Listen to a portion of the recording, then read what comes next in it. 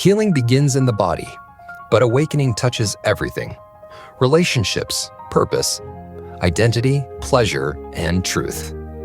Join Bill Reel and Teresa Hobbs as they explore the real work of becoming a healthier you. Welcome to Almost Awakened. Welcome to another episode of the Almost Awakened podcast. The Almost Awakened podcast is back. I'm your host, Bill Reel, and I'm joined by Teresa Hobbs.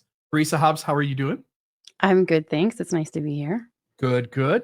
You and I have been talking for weeks about restarting up the Almost Awakened podcast, you joining me as a co-host for the opportunity for us to go into numerous topics. I'm really excited for people to get to know you and to get to have a chance to sort of learn some of the, maybe from the 20,000 foot view, some of the things that you have been trained in, are an expert in, and utilize that expertise in coaching others. I'll also just note to the audience, I'm in the middle of pursuing a certification as a trauma coach. You are a trauma coach already. Mm-hmm. And I think the two of us having those qualifications plays in really nicely in the conversations that we have here at the Almost Awakened podcast. So, folks, if you've been missing this podcast, we are back, and this will be sort of our launching point for that. I wonder if maybe you can start us off, Teresa, telling the audience a little bit about who you are, and then we can start to engage the nervous system and maybe some of the things that we're hoping to have conversations around going into the future as well. Yeah, great. So, as Bill said, I'm Teresa Hobbs, and I am a trauma-informed mind-body coach. So I'm certified as a trauma recovery coach. I'm certified in pain reprocessing therapy and as a safe and sound protocol provider. I'm also trained in somatic embodiment and regulation strategies and polyvagal theory. And as a coach, I specialize in a kind of interesting niche where I work with people who have chronic illness, specifically illnesses like chronic fatigue syndrome, fibromyalgia, chronic pain syndromes, long COVID, and anything that has sort of a mind-body element or a what is considered a neuroplastic condition, which is a condition that is connected with stress, the nervous system, and trauma. So just to give you a little background on how I sort of fell into this niche and why I even became a trauma recovery coach. My original journey sort of started with, I had my own experience with chronic illness and a lot of unexplained symptoms. And all of this was sort of layered with my own childhood trauma, which also touches into religious trauma and a lifetime of chronic stress and continually overriding my body just to sort of survive and get through the day. And eventually, my body just kind of gave out, and I started having a lot of really, really difficult symptoms that I couldn't find an explanation for. And so I went around for years and years and years trying to address it through functional medicine and doctors and all kinds of different modalities, and nothing really, really helped until I decided to pursue ideas connected to the mind-body connection and trauma work and the nervous system. And that's when I really understood like the root cause of all of my symptoms and actually began to heal. And through this process, I decided to, I remember for a long time while I was sick and I was healing, I kept thinking like, I really want to find my own healing. And then I want to be able to sort of pay it forward and help other people, kind of walk my own journey, and then, go back and teach people how to get to where I got. And so I was always thinking that at some point I would maybe be like a coach. But I thought maybe I would do like, nutritional coaching or something that had to do with more medical stuff. And after I, kind of went through my own process, I realized how much I wanted to kind of focus on the trauma aspect, because that was such an integral part of my own process. And so I found a certification that addressed trauma And then from there, I built on other modalities that kind of address that mind-body connection. Love that. I just this past Wednesday on Mormonism Live, we interviewed a gay man who had gone through conversion therapy, and he brought up psychosomatic health issues, and he asked if we knew what that was, and RFM gave an answer that was close, but it wasn't quite it. And then Sam and I sort of had a conversation with the audience about how folks out there have experienced certain things that have led to their brain sending signals to their body that has them feeling certain symptoms. And those symptoms can be physical symptoms. Those symptoms can be more mind symptoms, which you mentioned, like mind body together. And, I know among our audience that the folks that listen to this podcast, a lot of them have come out of high demand religion, namely Mormonism, but they've come out of high demand religion, and they've experienced really hard things. They've experienced real trauma, as I think most humans have anyway. Maybe, to some extent, but real serious traumas. I think most of this audience in some way have experienced that. And trauma shows up in ourselves, presenting in various ways. And I think it's just a really cool thing that what you're trained in is the ability to help people who can't find connections elsewhere. They're feeling something, they're experiencing something that's real. They go to doctors, they go to professional folks in the medical community, and nobody can pinpoint what it is. And so for all those folks who have tried things and aren't having any luck, there's this other avenue, which is deeply helpful to a significant portion of these folks, which is to address this as a mind-body issue. Number one, I think it's a really misunderstood situation. And all people, just to be clear here, all people have mind-body conditions. Every single human I know has had it in one way or another. So it's actually a very normal process in the human body. And they say that I think 40% of people who visit their primary care physician have what's called a neuroplastic condition, or the cause of their issue is neuroplastic in nature, meaning mind, body in nature, because our brain can turn on symptoms, real symptoms, so real pain symptoms, real physiological symptoms. And it's based on our nervous system and brain's connection. And our nervous system can turn on, it affects like our heart rate. It affects our breathing rate. It affects like everything. And so the fact that there is this influence of our mind, and most of it is unconscious. So a lot of people, when they hear the term mind-body condition, they think like, oh, you're just making it up, or it's, you're a hypochondriac, or it's not real. It's absolutely real. And part of why I want to speak out about this is to normalize it, so people don't hold on to some stigma about it. Because I think a lot of times, like, you can get really, and I was like this too. So I went through years and years of struggle trying to get a diagnosis or trying to explain what was going on with me. And I became really, really defensive when anybody would suggest that there was like an emotional, mental component. Like I could get on board with the idea of stress affecting me, but I couldn't get on board with the idea of my emotions has something to do with it, or you know what I mean? And so I want to sort of explain how it all works to people so that we destigmatize it and normalize it and give people more opportunity to sort of address these things and help themselves, because there are ways to heal this stuff. There are ways to improve your mental, emotional, and physical health. So, and they're all tied together. Yep. I want to lay a foundation again, give people an idea of like how their nervous system works, and explain why this sort of approach actually works in so many ways to heal people. So just a definition of trauma that I think is helpful. It's not about the event that happened to us. It's about what happens inside of us when we go through something overwhelming and we don't have enough internal or external resources to feel safe during the event or after it. And when our nervous system perceives a threat, it mobilizes to protect us. It ramps up our fight or flight system to protect us.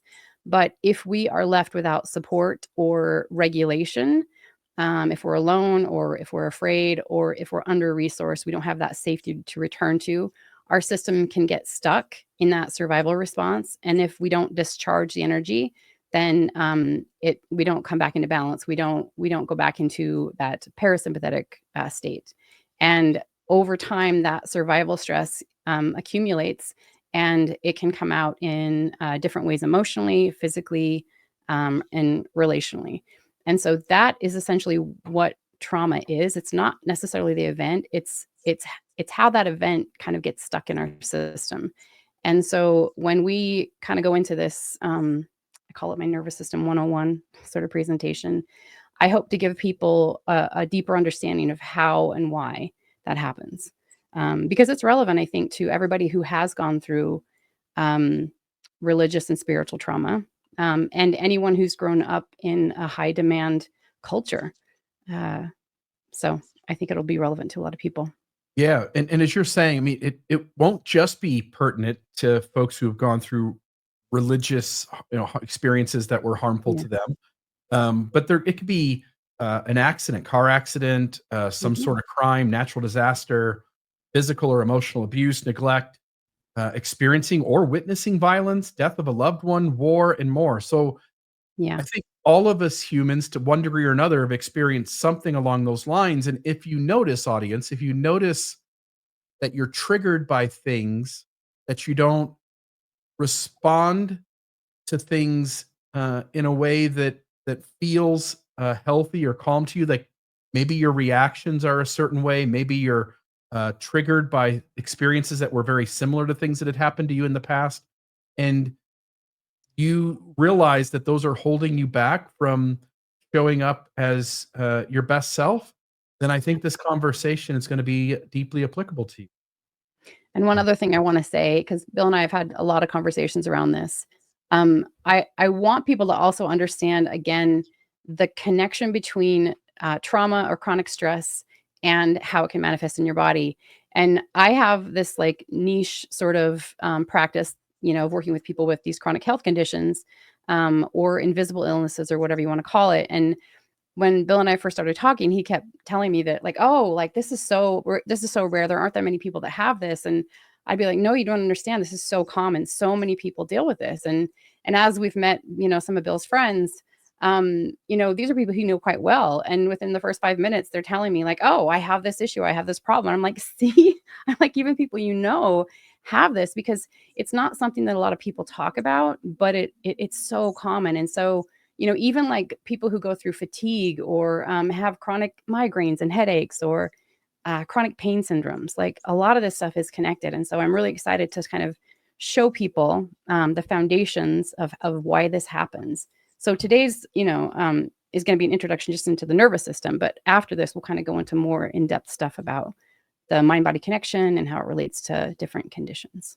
And as you point out, this will lay the groundwork for conversations that maybe on the surface don't even seem like they're related. But as you and I talk about other things, one thing that comes to mind really quick is relationships and navigating Mm. various facets of relationships. For instance, negotiating disagreement, or handling conflict.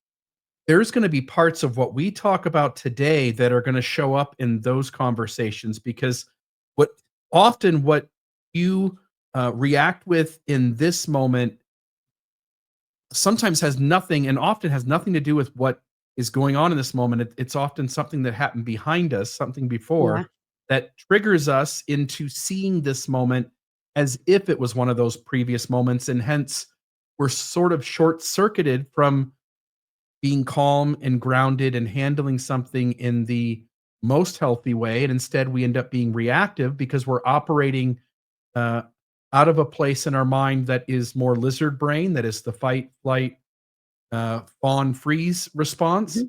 And that's what we're going to go into today. So I'm going to put this up on the screen. I'm actually going to take that off, this one up. And so this is the slideshow you put together, Monarch Integrative Coaching down there at the bottom, your nervous system, the body's superpower. And I'll let you run us through this, and I'll just be very interrupting all along the way, sharing Okay. thoughts I have or asking you questions about it. We're going to talk about your nervous system, which is your body's superpower. Um, So just to give a definition of, what the nervous system is, it's essentially the command center and the thermostat of your entire body. And it's a highly intelligent communication network made up of your brain, your spinal cord, and a vast system of nerves. And your nervous system is working 24/7 all the time. It's constantly taking in information from the world around you and from inside your body. And its job is to basically assess whether things are safe, threatening, or dangerous. And based on what it picks up, it's going to adjust the temperature of your body and mind. It speeds things up when there is a perceived threat, like triggering anxiety or racing heart. And then it slows things down when you need to rest or recover. And it plays a huge role in how you relate to others, how you process emotions, and how your body heals. So when your nervous system is well regulated, it keeps everything in balance. It keeps your mood in balance, energy, digestion, your sleep, your sense of safety. But when it's stuck on high alert or in shutdown, it can impact every part of your life.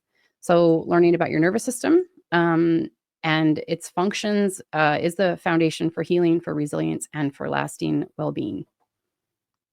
Yeah, and the only thing I'll say here, because we're about ready to jump into polyvagal theory, Yeah. is that in my process of I'm in the middle of getting certified as a trauma coach. This is the foundation. This was the entire first half of the course material, was understanding polyvagal theory, understanding how our body responds to uh, the triggers and traumas that are around us. And I hope folks will take this in, because this will inform how you react, for the most part, how you react to everything in your Yeah. life, whether your spouse comes home uh, and has had a bad day and shares with you some part of their day, and it triggers you, or the spouse themselves, what they're dealing with.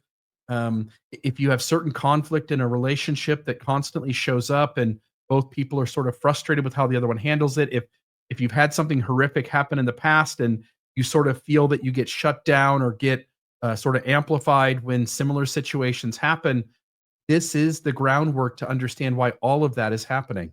Yeah, absolutely. Um, yeah, it's totally foundational, and I think it's going to be really interesting for people. And so, I learned about stress years and years ago, and I learned about the autonomic nervous system years and years ago. And they always said that, like the old version of that was sort of this binary idea that we were either in a parasympathetic or a sympathetic state. Like we couldn't be in both at the same time. It was just one or the other. And so there's a new framework that's called polyvagal theory, and it's developed by Dr. Stephen Porges. And his concept sort of expands the possibilities in the nervous system. And so it shows that there are basically multiple and blended states of activation or deactivation in response to real or perceived stress. And polyvagal just simply means multiple vagus. So it just means that there are multiple parts of the vagus nerve connected to the parasympathetic nervous system. So, like I said before, the original framework was either sympathetic or parasympathetic. And your sympathetic is your go, your activation and mobilization system, and your parasympathetic is your slow, your stop, and your deactivation system. And this is kind of how the framework looks under polyvagal theory. So you have sympathetic, again, still your gas pedal. And then you have the parasympathetic, but you have two different pathways under the parasympathetic. One is the ventral vagal pathway, that's like your foot brake. And the other is the dorsal vagal pathway, which is like your emergency brake. And so these are the kinds of things that we're going to sort of like expand on to explain what polyvagal theory is. Do you have anything to add to that? Yeah, the only thing I would say here, because the terms I think people will generally relate to are sort of the fight or flight, Yep. freeze or fawn. And if you can think about it from that point of view, the sympathetic nervous system is when you get where you put activated or mobilized. It's the sort of, I want to fight, I got to do something, Mhm. I got when I react sometimes in conflict, I feel myself like escalate. Yeah. Um, that is the sympathetic side. The dorsal side is the shutdown. So it's the freeze. It's the when you feel your body going like, I don't want to deal with this today. I'm just gonna Yeah. lay in bed for a few hours and I'm not gonna tackle this. And um, both of those can impede you from living your best life, but both of Yeah. them are very natural reactions that we're all feeling every day. And the better we understand these systems and why they show up the way they do and what triggers it and what that looks like, the better we can sort of process our feelings, be present with them, and make a new decision in this moment that will handle it differently than the 100 times we handled it before. Absolutely. I think just normalizing things too. Like I like that you said they're normal processes, because when we stigmatize it, or get angry at ourselves for feeling a certain way without understanding it, then we just kind of are at war with it, and that doesn't actually help us. It doesn't give us choice. Yeah. Um, The other thing you said too, just before you go to this next one, is yeah, you mentioned that polyvagal theory was sort of new ground. You named the person that was behind it. I just want to note to the audience that, if I'm not mistaken, because all the curriculums around trauma use this now, this yeah, is the standard now. This is widely accepted in how our body is handling the things around it. This is sort of the widely accepted standard perspective on our nervous system in terms of dealing with events happening to us. yes, and it's completely changed how people work with trauma, which I think is really cool. So again, it's a framework. I don't think there is an exact science to fully Right. understand our nervous system, but it's a really cool framework to sort of help people start working with it. Um, so I wanted to just talk about a few different terms. One is the idea of neuroception, and this again was coined by Dr. Stephen Porges. And this is basically how the neural circuits in our autonomic nervous system take in information through our senses, and this is all happening subconsciously under our awareness. And our system is always scanning to decide whether a person or a situation is safe, threatening, or dangerous. And it's also scanning not just people and the environment, but also internally inside of our body. So it neurocepts inside the body, outside the environment, and from one nervous system to another. And so this is a process that's continually going on. So you may hear me refer to the concept of neuroception, and that's what that means. And then there's another important aspect of polyvagal theory, and that's co-regulation. And so this is the way our nervous systems will help each other to feel safe and calm, because we're wired for connection. And co-regulation is how our bodies and brains naturally sync with others to find safety, comfort, and emotional balance. And the reason why this is so huge for us is because in the evolutionary past, social connection was essential for survival, right? Like without the safety of our tribe, we were an easy meal for predators, and so it's seen as a biological imperative for mental health, and it's just as important as food and water are for physical health. So when we start talking about this ventral vagal pathway, that's the part of the nervous system that allows us to come into co-regulation, to feel this sense of safety. So whenever we talk about the ventral vagal pathway, we'll be sort of referring to this capacity for social engagement and co-regulation. Yeah, and the only thing I'll add here is, and you've hit on it, if we go back 10,000 years, we would have been in some sort of small tribe Mhm. of humanoids of one version or another. And some of us would have, gathered, some would have hunted, some would have looked after the children, but we would have worked together as a tribe. And whatever scary moments happened, whether it was on the hunt and and instead of encountering the animal you're gonna take for dinner that night, instead you're pursued by an animal. And if you get away alive, your heart's racing, you're in sort of fight or flight, Mhm. you're dealing with that situation. As you point out, we humans are made for connection. We're made to work together and to survive together. And evolution has given us processes by which, and we all can sense it right now, that we all need some human connection. When they take human Yeah. beings and uh, put them in solitary confinement, or when people are left alone for long periods of time, they literally lose their mind, because Yeah. it's not how humans have developed the ability to feel safe and Mhm. to be okay in the world. So we all need connection. So some of these processes really depend on being around other humans, and one or the other of those humans being able to show up in relatively healthy ways, so that Yeah. the person who's activated can begin to lean into this co-regulation. And so I just want to note that we as a community of people, we're important to each other. Yeah. And the ability of conversations that we've had on the past in this podcast or are going to have today and into the future, think of that also as part of it. The ability for all of us to get together and sort of lean into like, hey, there are better ways to be human. There's better ways to sort of work with ourselves to improve and to grow. And often when people feel that sense of community and positive, enlightening information, it deeply benefits sort of our ability to ground ourselves, to Yeah. get out of fight or flight, to get more into a space of where we're regulated. And so, um, I just say that this has been going on since the beginning of time, and these processes are older than language. They're Yeah. older than the stories that we tell about these things. And I hope that folks again will sort of lean into recognizing how your body operates when things come along that activate you and get you out of your calm, present, aware state. Yeah.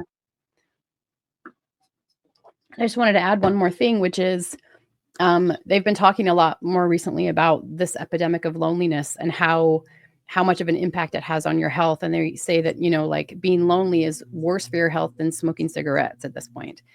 And what loneliness is, like a lot of people think like, oh, loneliness is isolation, living by yourself, not having contact. And that's true. That's part of loneliness.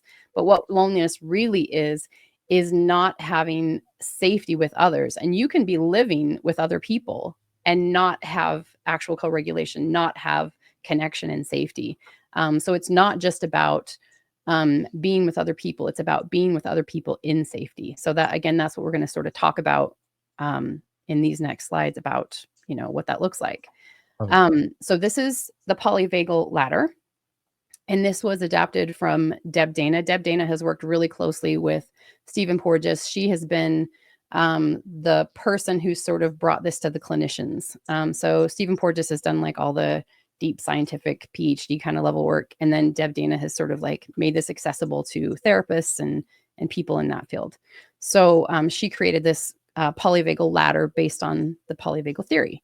And so this is kind of how it looks. So ventral vagal, like we talked about before, this is part of the parasympathetic response. And this is our social engagement state. And so this is where we feel safe and we're able to sort of connect with other people. And it looks like, being open, having a relaxed posture, having soft eyes and a natural smile. I don't know if anyone's familiar with cat people will get this, but like if you give your cat like soft eyes, the cat will kind of wink back at you with soft eyes because they're connecting to this safety that you're sort of transmitting through your eyes. So and in this ventral vagal state, you're going to feel calm, you're going to feel connected, you'll have steady breath, you'll feel light and grounded. And then through your voice, you'll have that warmth, a soothing voice. You come to easy laughter and you have smooth conversation. So this is kind of how you can tell when you're in this state. And then as we move down the ladder, let's say that we are starting to perceive that something feels threatening. That could be in like relationally, like we could pick up that somebody maybe feels angry with us or that somebody looks like they're, threatening on some level. Our system's going to start kicking up into the fight or flight mode. And it's going to be basically trying to decide if we need to fight something or flee it. And so this is going to look like, developing tense muscles, having wide eyes, feeling fidgety or restless movements, getting sweaty. And it's going to feel for a lot of people that anxious feeling, that kind of wired and, your heart's going to race and you're going to be ready to react. And then what it can sound like, and it's a tell for people. And I would even say like right now I probably have a little bit of sympathetic going on. So a person's speech might get faster. You might notice that you have shallow breath, or you may sense a sharp or urgent tone in another person. And then as we come down the ladder even further, we hit two different states that some people mix up. So I like to be really specific on this. So the first one is freeze, and sometimes people confuse freeze with collapse. And there is a distinction. Freeze is actually a blended state, and it's a mix of sympathetic plus dorsal.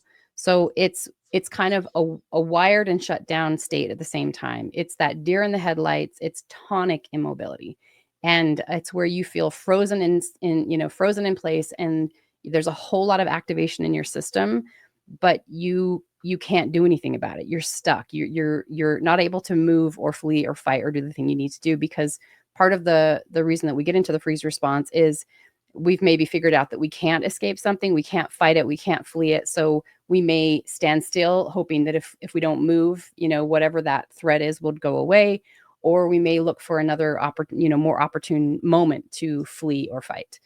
And so this is going to look like, still frozen posture, feeling stuck or overwhelmed and disconnected, but on edge. And a lot of humans live in what they call functional freeze, where you're wired and tired. You feel like you really have to do something, but you just don't have the energy to do it. It's this sort of like internal frustrated struggle of like, I've got to get stuff done, but I just can't. And then when we come down the ladder even more, we get into what's called high tone dorsal collapse. And this is collapsed immobility. This is the path of no return. This is basically when there is no way that we can flee or escape a situation or fight, a threat. And so our system will go into a collapse as a final state of protection. And this is what would happen if you see like a mouse carrying or a cat carrying a mouse, and the mouse is like, limp in the cat's mouth. That mouse is still alive, but it's in this high tone dorsal collapse. And the reason for that is that, if the cat decides to eat the mouse, it's not going to feel that pain. It's disconnected from senses. But also, sometimes playing dead actually is an advantage, because some predators don't want to eat dead prey. So they're the classic possum, right? Playing possum is a term that many people have heard. And the possum's strategy for evading a predator is to act like it's dead. And for a lot of predators, they'll think like, oh, I don't want to eat dead prey, so it will drop it. And as soon as the predator walks away, the possum will, wake up and walk off. So we do that too. We have that same sort of wiring, and it's there for protection, but it's sort of like the point of no return. But for some people who have what you call a lot of dorsal energy, this is going to feel kind of like the state of depression, right? Where you just feel heavy, you can't function, you can't move through life, you can't motivate yourself. You just feel like you're just stuck and heavy all the time. Do you have anything to add to that? Yeah, I'm thinking of the word like disassociation. Yeah.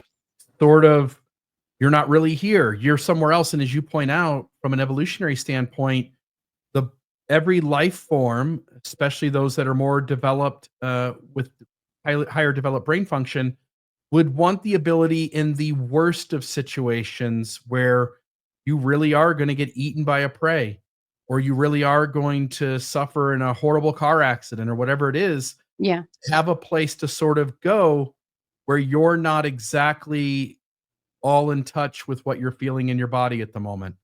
Absolutely. So it's sort of a form of disassociation.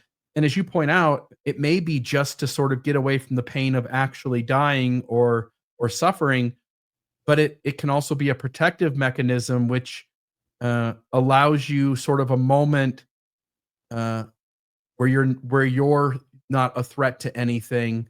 And then once there's an opening, allows you, if you were an animal or a human 10,000 years ago, to then get away. And so when you watch like Animal Planet, or you see an animal documentary where they show various animals hunting each other, it's strange, but the moment the predator animal takes the prey animal to the ground, you almost always see that animal get very still, doesn't make a lot of noise as it's being bitten. Yeah. And then if the predator animal stops paying attention for just a moment, then that deer or elk or whatever it is will then try to get away from the predator. And so it really is a protective mechanism. And I guess what I want to say here is that for folks to notice that, again, none of these are bad. They all serve a purpose, especially when we go back in time and look at how we humans had to navigate the world. Yeah. And we live in a modern world today that often presents things that look like threats that aren't, things that don't look like threats that are, and our brains are still functioning based on what they were developed to do from thousands of years ago, and we're still sort of catching up with a fast evolving world. And so sort of, we'll get into this later, but retraining our brain to sense when threats are real and when they're not Yeah. is one of the keys to getting out of some of these states that aren't helpful in the situations that we're in. Yeah, exactly. And I love one of the things you said. You said that that the dorsal state protects us from feeling pain, but in this modern day, we don't experience the same types of threats, like you said. But one of the things that we have sort of learn to perceive as dangerous are emotions. So high tone dorsal can actually be a state that protects us from feeling our own emotions. That's part of what depression can actually be for some people. Love it. This is just like a little chart that I often give clients. And it's just a way, again, to help you get a sense of how to read your own nervous system. So it's broken out by feelings and emotions, sensations, and then thoughts and narratives based on the different states. And so if you are trying to figure out like, where am I, or, where am I in my nervous system, you can kind of utilize this chart and get a sense of where you're at. And Deb Dana coined this term called story follows state. And it's a really cool way to figure out where you are in your nervous system, because she says that basically whatever nervous system state you're in, you are going to generate thoughts based on that state. So your thoughts are going to have the flavor of that nervous system state. And so you can just simply watch your thoughts and think, like, what am I thinking? And what is the general narrative? So if you're having thoughts of like, oh, I have all the time in the world. Does that sound familiar, Bill? I see what's right in the world. I see possibilities. Connecting to myself and others feels good. Like I trust my path. Like you're going to be in ventral. But if you start, coming into it with like thoughts that have like an urgent flavor, like I need to fix this. I don't feel safe. I can't trust them. This has to happen and change now, like all this urgency, then you're going to know you've got this sympathetic going on. And then, obviously dorsal is the sort of like classic Eeyore, like I can't feel anything. I don't care. Everything's just too much. And it's going to have that flavor of shutdown. And then freeze again is this combination state. So you're going to have these thoughts and these feelings and these, impulses of like, I must, but I can't. And, I should move, but I can't. I need to get this done, but I feel no motivation. You're going to feel this sense of feeling trapped and stuck. And so these are some of the easiest, most accessible ways to sort of figure out where you are. And then the thing I would say here is that I grew up, I remember being an older kid, a younger adult, and I sort of was given this lens to see the world. And one of the ways I was given to see the world was to go like, oh, like all humans are the same and we should all respond the same way. We should all react the same way. And like everything else having to do with humanity, it's not a black and white world. It's complex, it's nuanced, it's along a spectrum. And so I would find myself in younger times of adulthood judging people who had more capacity, like, I can't believe how they do this. Or people who had less capacity, like, just pull yourself up by the bootstraps and let's give a go at it. You can do this. There's nothing stopping you. And the reality is that every human being is different from the one next to us.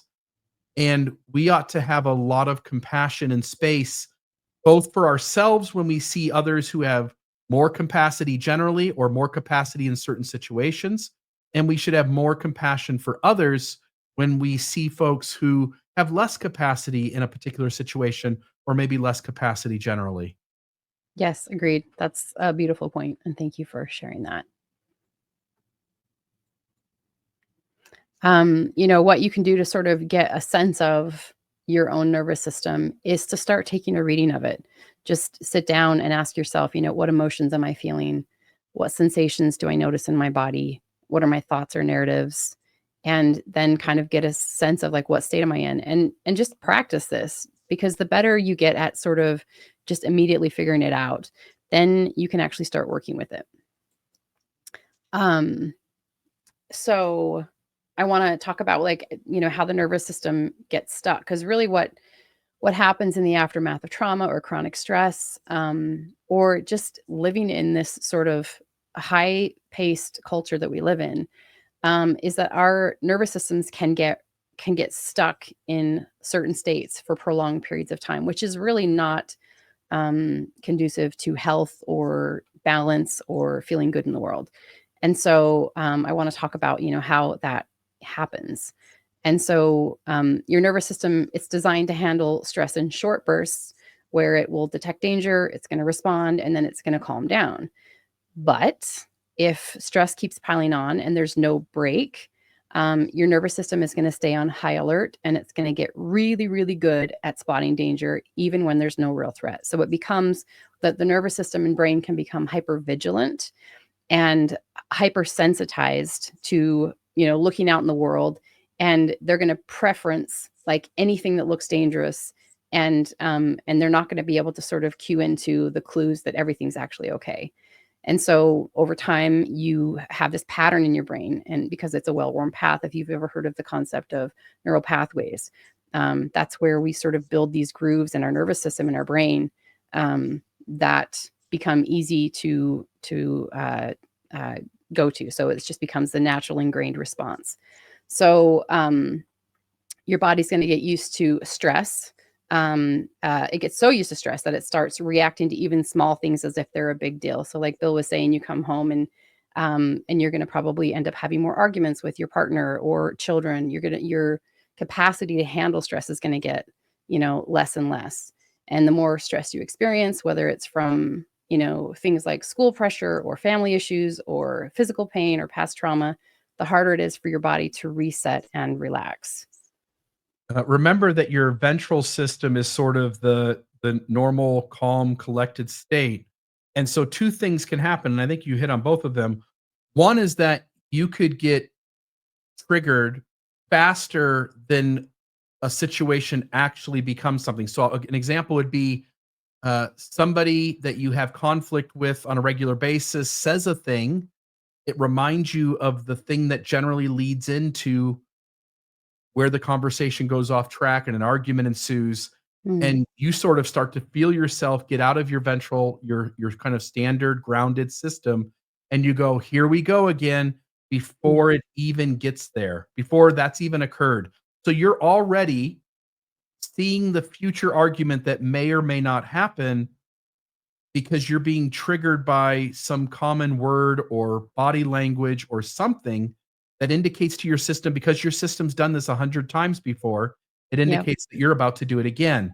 And some of those would never have been arguments, but you're perceiving an argument coming, and you being out of your grounded state is going to trigger the actual argument coming to fruition when it didn't have to. The other side of the coin is that, as you pointed out as well, you're going to stay in one of these states way longer than you need to. Yeah. You might feel like you're stuck for days on end, whereas if you had the tools, you might be able to get yourself out of dorsal or out of freeze much quicker and be able to move on.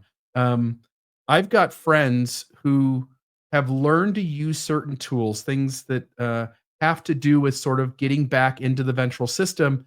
And they will remark that the things that used to plague them for days, that would keep them from being fully functioning for days, now they can sort of move past within a few hours. And we've talked about it before on this podcast. It's a lot of secular Buddhism, I think, plays into this, being present, being aware, taking deep breaths, noticing your ego, noticing the parts of your mind that do worry about things, and sort of being the grounded self that is looking at those pieces of you. We talked about internal family systems before on this podcast, sort of recognizing that certain parts of you will be carrying certain traumas and triggers, and they'll fall into old tracks of thinking, and the grounded self has the ability, when you're aware, to step out of that and to work with those parts to get yourself back into a grounded state. And So this comes into play. I really do think this comes into play for every human every day. Yeah, 100%.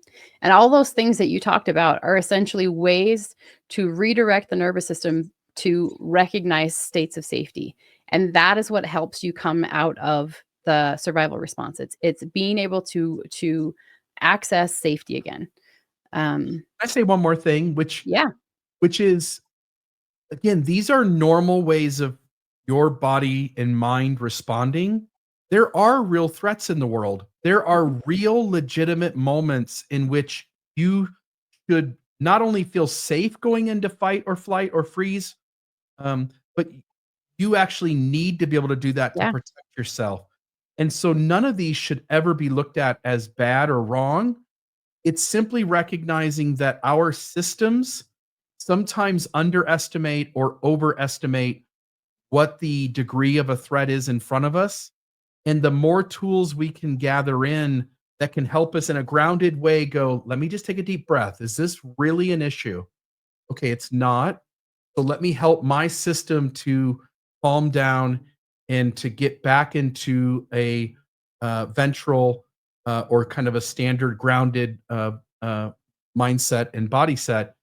And it's that sort of awareness that gets you there. But Yeah. sometimes you need fight, sometimes you need flight, Yep. sometimes you need freeze. And so those are sometimes the best thing our mind and body can do. Absolutely. Yeah, and coming to sort of like appreciate and respect your nervous system in the way that it does protect you. And also coming to learn when it's appropriately, engaging and when it's sort of missing the cue or it's sort of making a mistake or reacting to things that aren't necessarily truly dangerous. And so that's part of what all this work is too. Um, as I said in the previous slide, like, the nervous system, it's not built to be in stress mode all the time. And so again, after you've had stress, the body has all this energy and then it releases it. So again, that release comes through accessing like oh, okay, now I'm actually safe. So the threat has been resolved. I'm safe now. And then that energy can sort of like, oops, sorry, uh come down and discharge. So if stress continues to build without and we don't recognize or have that sense of safety, it's gonna get stuck. And so as that stress continues to build up, your nervous system capacity gets smaller and smaller and smaller. It can't handle stress anymore. And so then even small things like running late or tough conversation or a loud noise can feel so overwhelming. And your body starts to react strongly and it makes you feel anxious, exhausted, or shut down. So if you think of your nervous system like a circuit breaker in a house, as long as, in a circuit breaker, as long as the electricity stays within the system's limits, everything runs fine. But if too much power is drawn at once, the breaker's going to flip and then you're going to have that power overload. And so the nervous system is exactly the same way. If the amount of stress is greater than your body's ability to handle it, your system's going to shut down and it's going to leave you in that state of freeze or shutdown or in chronic high activation. Yeah, and Yeah. with various practices, you can both increase your capacity so you could Mhm. handle more of a stressor without being overloaded, and Yeah. you can also teach your body that when well, I should say this too, you can also teach your body and mind, uh, to recognize when something's not a threat, and in the moments when your mind and body recognize a threat that turns out either not to be or that threat has come to a close, you can also gain the tools that can, uh, relax you and get you Yeah. back into a ventral system faster, and so there are so many components to this, and it really, is both difficult and easy, and what I mean by that is that Mm. this isn't, one of these things where, like, in 6 months, you're like, "Oh, that doesn't bother me anymore." Um, but what you will find is that the moment you start, putting into practice the, some of the tools, and there's hundreds of tools, but folks can find the ones that work for them. Um, as you learn various tools, it will help you to, sort of sit still with yourself for a second and start to indicate to your mind, indicate to your body to, that it's safe and that you can move back into mindsets and body sets that are places of safety. Yeah. Kind of what we were touching on before, like today we experience a lot more psychological stress than we do physical stress. So we don't have a whole lot of lions chasing us now. But what we do now is we practice a lot more worry, and we get lost in reliving all the bad things that have happened to us. But we also get stuck trying to predict all the bad things that could happen to us. So our brains and nervous system will respond to perceived threats just as they do to actual threats. And each time we practice worrying about what could happen in the future or what has happened in the past, we're conditioning the brain and nervous system to be on high alert. Um, and, also we're in this culture that sort of encourages us to practice this way. Just turning on the news. I always call it noise whenever I, go on to social media or YouTube. And I love YouTube. I think it's an incredible tool, but also it's just noise. It's just everybody sort of talking and adding to the fear story. So the constant generation of this fear and worry are highly motivating, which is why marketers use it. But it keeps our brains in high gear. And so we're literally practicing fear and stress without even trying. So this is the part that's the most interesting. This is where we're going to sort of talk about how to get unstuck. So as Bill was saying, we have the power to train our nervous system to deactivate from stress and to return to that state of balance. And there are lots of different supportive tools that we can use to signal to the body that it's safe, and we can allow that stress activation to release instead of staying stuck. So just like we practice stress, we can also practice safety and regulation.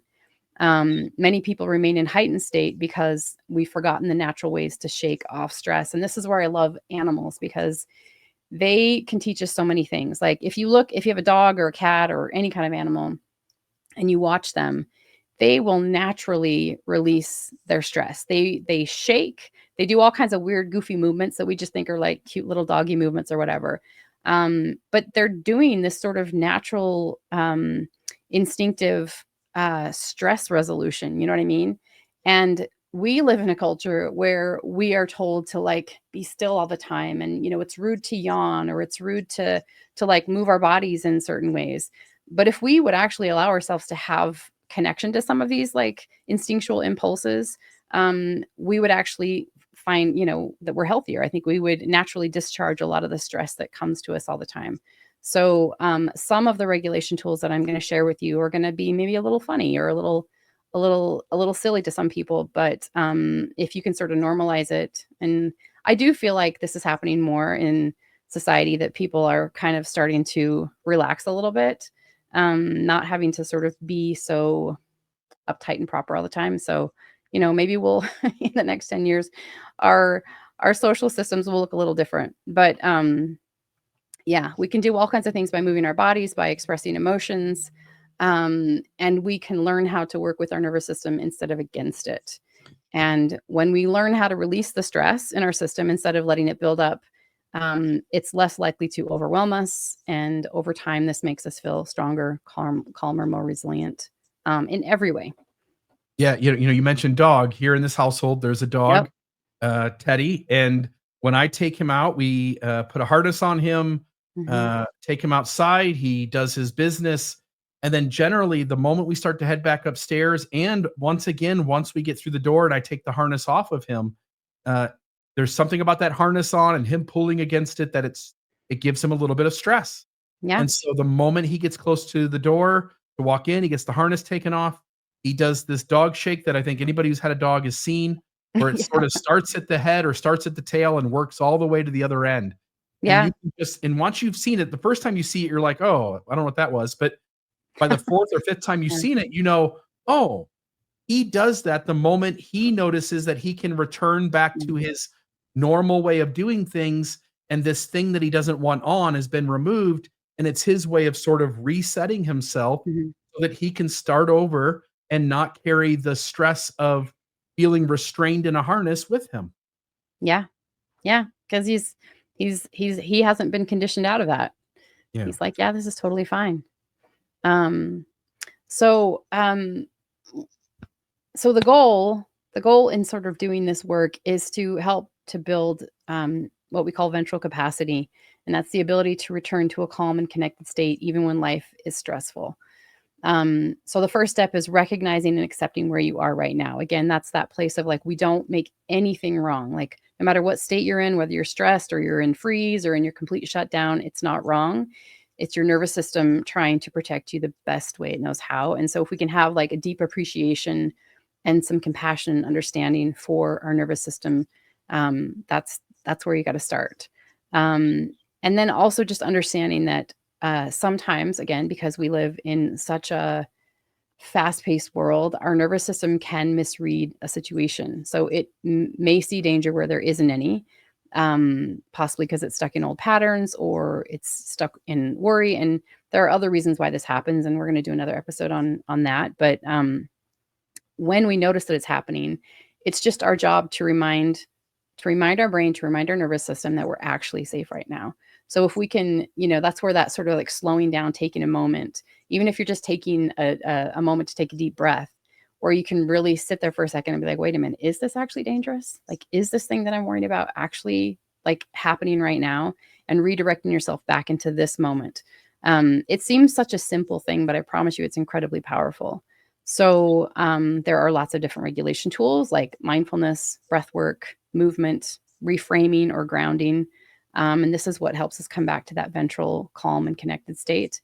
And the more we practice in small moments, this isn't something that you need to do hours a day. Just small moments where you interrupt your patterns. The more we do that, the easier it becomes for the nervous system to let go of the stress and to start deactivating that stored survival energy. So if we react rather than noticing, so if we're constantly caught up in that sort of reaction cycle, and we're reacting to things when we're anxious or shut down, we can get stuck in this loop, bouncing between survival states without fully resetting. So the goal is to learn to become the witness, to witness what's happening, and to sort of develop this ability to trust that what's happening is normal. And then learning how to sort of ground ourselves and anchor into more safety, which gives our nervous system that chance to truly heal. Yeah, I don't know that I have necessarily anything to add there, other than I would say there are really cool techniques. You named a bunch of them, sort of categories of them: meditation, breathing work, movement. And I would just note that those overarching categories that you mentioned on that previous slide, would you mind going back to that? Because I just want folks Yeah. to sort of sense that. So, um, uh, Right here. mindfulness, that's an old practice. I mean, I know it's like the new agey thing, but mindfulness has been going on for thousands of years. We've had medicine men and shamans who have tried to refocus us Mm. to being present. Breathing. You come out of a threatened environment thousands of years ago, and now the threat is gone. There's no more lion. It's been chased off. And notice how the tribe might change their breathing, and how we might Yeah. notice each other breathing, and how that might collectively help us co-regulate. Movement, dance, shaking things out. Again, it's not just a human thing, and it's not a modern moment. Yeah. And then reframing and grounding, to some degree, might have more emphasis more in the modern moment, but there are things that have to do with grounding that would also be ancient or Mhm. older ways of acting as a human, long before there were Homo sapiens on the earth. And so once you see that we're really just trying to help our body do the thing that our ancestors thousands of years ago would have done, I think it also helps us sort of connect with like, oh, like taking things out. Yeah, I mean, in a modern moment, standing in an office, it's sort of a Yeah. strange thing, but Yeah. all of us around the fire 1,000 years ago, it wouldn't have been strange at all. Yeah, no. And there are ways that we can also sort of like improvise, right? If you're in certain situations, you can do some of these tools in a way that's not so obvious that other people aren't constantly looking at you like you're weird. So I can give people sort of modified versions of what that looks like. So regulating resources are what these tools are. And you can do the tools independently to sort of increase your self-regulation. And then you can also utilize like outside resources that offer co-regulation. And we're going to be building this ventral capacity by using both pathways. So ventral is the social engagement system, but it's also about connection to self, which is a really important thing to know. So it's this thing that helps us to connect to others, but it also helps us connect to our inner self, and know who we are. And so there are two types of tools that help with building self-regulation and co-regulation. And one is top-down tools. So that's going to be mind to body. So that's going to be things that sort of come from the cognitive and sort of translate down to the somatic, body-based part of the nervous system.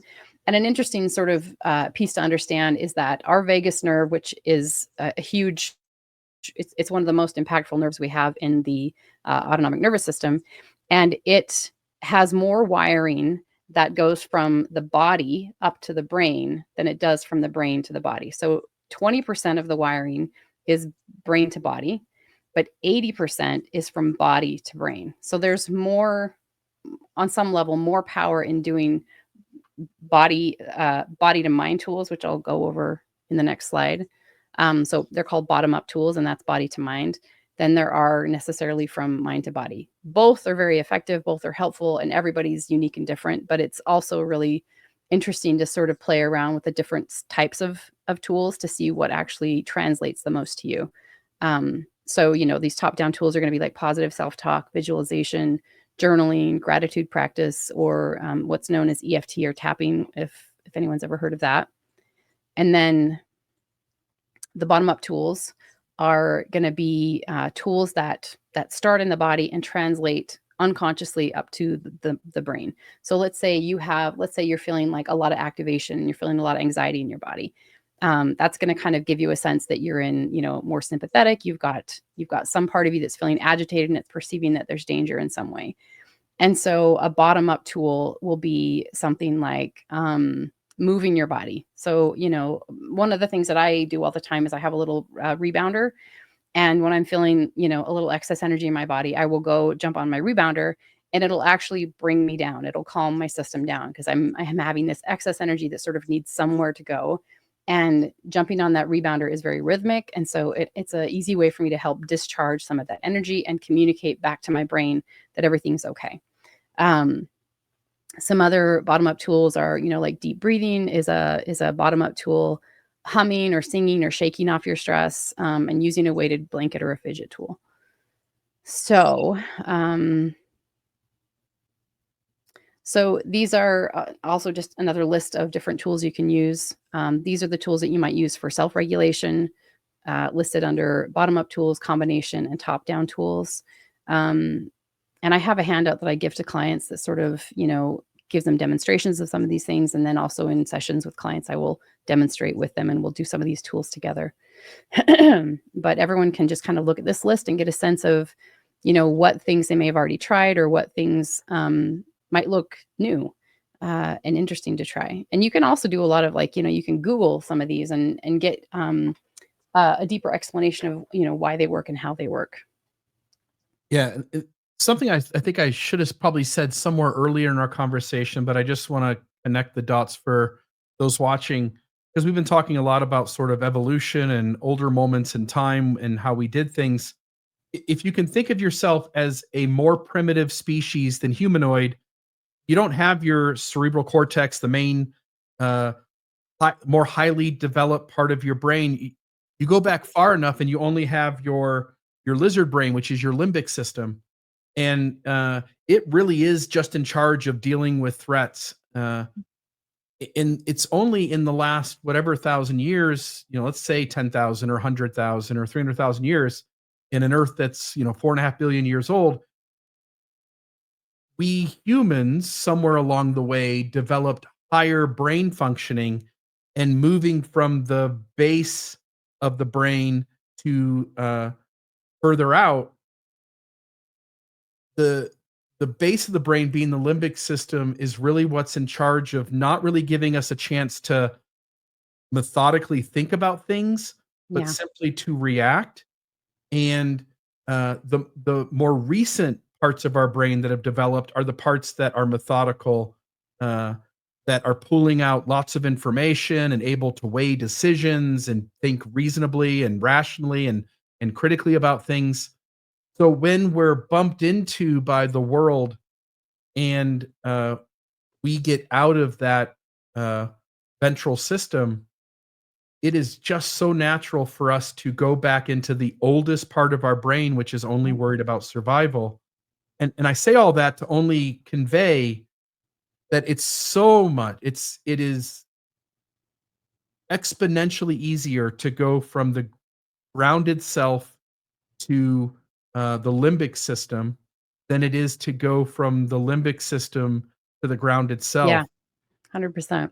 So one task is really difficult and one is really easy. One just takes something catching you off guard, and the other one takes a lot of being present, Yeah. thoughtful, aware, grounded. Um, and so give yourself a break. If this is new to you, then these practices, I think if you start to initiate these practices, you'll start to sense that you get a little better in this moment or a little better in that moment, but it will take a lot of time before you start to sense that you're showing up in reactive moments, getting things under control in any sort of quick time. It really is a practice that may last a lifetime. Yeah, true.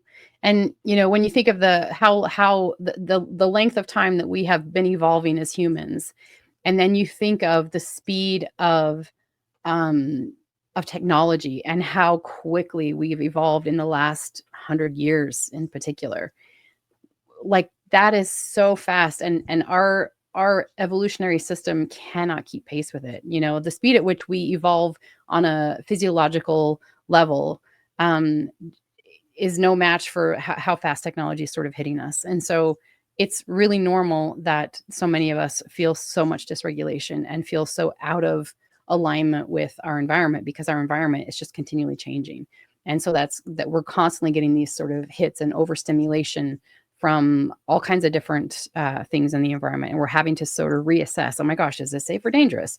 And again, this isn't all happening on a conscious level. A lot of it's happening unconsciously. So it's that limbic part of our nervous system that's just reacting to neuroception, which doesn't really, we're not always thinking about that. So part of this process is sort of asking us to come into a little bit more awareness, to slow down and to become aware of what's happening, so that we can, sort of sync up our systems a little bit better. And what's really cool, again, about those bottom-up tools is that they are going to be communicating to the nervous system unconsciously. So it's kind of like whispering a cue of safety without having to sort of tell our system. Let's see, I'm going to come back here to, co-regulation tools. So, this is where we sort of rely on other people or find that safe connection with another person. And this is where community is so important. And if we don't have access to safe community and safe social groups, we can interact with our pets or our animals. When I was part of my story that I'll go into in more detail at another time, but I was housebound and bedbound for a long time, for many years, and so I didn't have access to safe people, and so I had to get really creative about the tools I used for sort of getting that sense of co-regulation. And so one of the things that was really helpful for me was reading. So I read a book a day for a long time, and I would sort of engage with these different characters that brought this sense of safety to me. So you can use a lot of creativity if you don't have access to people in your life right now. You can use your pets, you can use a tree in nature, all kinds of different things. So just be mindful that there are many, many ways to sort of get that co-regulation. And finally, I could see Bill stifling a yawn. So, but I want to talk about that because some of the body responses as you do these regulation tools is you're going to notice one of the first one is yawning. That's actually a sign of discharge. And we are taught in this culture that it's rude to yawn, but it's not. And so whenever I'm working with a client, I'm always telling them, like, you have full permission to yawn. I will yawn with them. We're in session because I want to really normalize that it's okay.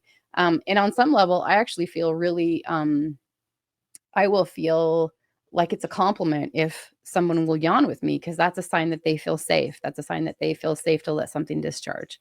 So, you can yawn, your eyes might water, sighing. I know these are kind of funny, but burping, passing gas, and stomach gurgling is actually a sign of regulation, because when you're in fight or flight, or when you're in survival physiology, your whole gut will shut down.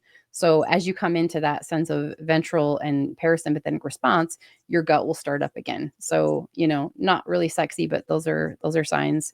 If you feel like this impulse to stretch, or you start to feel some of your clenched muscles relax, feeling emotions arise, or crying, having a release through tears, is a sign of regulation. Becoming more aware of your bodily needs. If you're like, wow, I'm thirsty and I had no idea, because you were so disconnected from your body. Or, feeling a desire to move or desire to rest. These are all sort of indications that your system is kind of coming into regulation. So you can sort of be mindful of these things and figure out what your tells are as you start doing this work. And I'm a yawner, so that's probably my number one thing. And I'm actually feeling the impulse to yawn right now, but I'm going to stifle it, because why? Why am I going to do that? It's so ingrained, right? Yeah. You're the first person who really made, like, yawning safe. Instead of, Mhm. if I'm in a conversation with someone and I yawn, I immediately have been taught through culture that what I'm doing is I'm signaling to the other person that they're boring and that I Yeah. don't want to be here, when that isn't the truth. Mm-mm. And you are the first person that came along when I yawn, and you go like, "Oh, that was really cool." Like, that tells me that you feel safe, and that Mhm. you're, if we just had a heightened moment shortly before, Yeah. it tells you that, that I'm regulating, that I'm coming back sort of into the ventral system. And so I just want to say to people who are watching this, just notice over the next couple of days when you yawn, and notice maybe what just happened before that, Mhm. and maybe what is going on that you suddenly notice, like, oh, you know what, you're right, I actually am calming down or coming back sort of into myself. So pick up on that. And then I'll say this too. I mean, over time with this podcast, the goal has always been to give you, the viewer, resources and tools. By the way, folks who are watching this, if you'll please like and subscribe to the channel, hit the like button for this video, subscribe to the channel. We'd very much appreciate it. Um, my goal's always been give tools, give information, give people sort of these insights that they can now go off and take in new information, make new choices, and create a better life for themselves. We will, over time, give you a bunch of these tools, and you're encouraged, if to do as much of this work as you want to on your own. But also, when you were talking in the previous screen about some of these things you kind of do on your own, and some of these things you can do with another, and if you don't have a person, you can utilize a pet to sort of uh, have some connective touch with, um, and be able to sort of regulate. It strikes me that when there were certain things that I could not have processed, overcame, dealt with, had the right insights that would have moved me through the thing without a coach or a therapist. And Yeah. so I simply just want to note, if folks feel overwhelmed by this process and want to take on a coach to be able to work through some of this, Teresa and I will both, over time here, make ourselves available for that. Again, you can go onto Teresa's website immediately if you want to reach out to her and to get some help with this. And by the way, I think this might be one of the first conversations where people are hearing. In the beginning, we talked about psychosomatic. Um, you might be dealing with certain pain, discomfort, certain thought processes that debilitate you to some degree. And maybe you've gone places to try to figure out what are the cause of those things. And I'll just note that if you've been unable to figure out what is the cause of the thing that's afflicting you, there's no need to give up. Teresa and other people out there as well, stand ready to sort of help folks who are dealing with psychosomatic symptoms. And so, obviously plugging sort of your work at this point, but over the long run, we just really want to be a resource for folks who have had hard things happen in their life, have symptoms that they can't quite get under control, that they don't know where they come from, have dealt with traumatic experiences, and they impact your ability to react or show up in ways that you're happy with in the here and now. And there's opportunities through a coach or a professional therapist as well. So, a professional coach or a professional therapist to work on those things. And one of the things I want to make clear over the next maybe 10 or 12 episodes is that people should not feel any shame around any of this. They shouldn't feel any judgment. And folks should really feel safety and encouragement to get whatever help you need to address the things that are going on in your life that you don't want to be there. Anyway. Yeah, I love that. And I wanted to share one last story just about the power of co-regulation. So people get a sense of like what it feels like and why it's so important for like nervous system regulation. When I first started seeing a trauma therapist, it was right after COVID hit. And, I actually started going in person to see this person. And I remember the first session, I sat down with her and she just listened. She just listened to what was going on with me. She didn't judge me. And I felt for the first time like, oh wow, someone else is like holding space for this. They're like, and they're not even being disturbed by what I'm sharing with them. They've got wide shoulders. They can handle this. And it reflected back to me that I was safe in my story. And I remember walking out of that session and walking to my car, and I looked out into the horizon and everything, like the world just looked crisp. It looked crisp and in focus.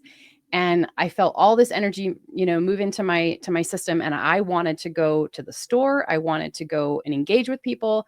Like I came right back into that ventral social engagement state. And I had not been there for a very long time. I was so shut down for years. Going to the store at the time was incredibly difficult for me because I had so many symptoms that would come up. And my body, once it came into that regulation, my symptoms disappeared. So suddenly I'm able to feel like I can function. I can go to this store that usually, made me feel really dizzy and woozy and like I was going to pass out. And I felt great. And afterwards I wanted to go out and go to lunch. And like, I just felt like I had life back.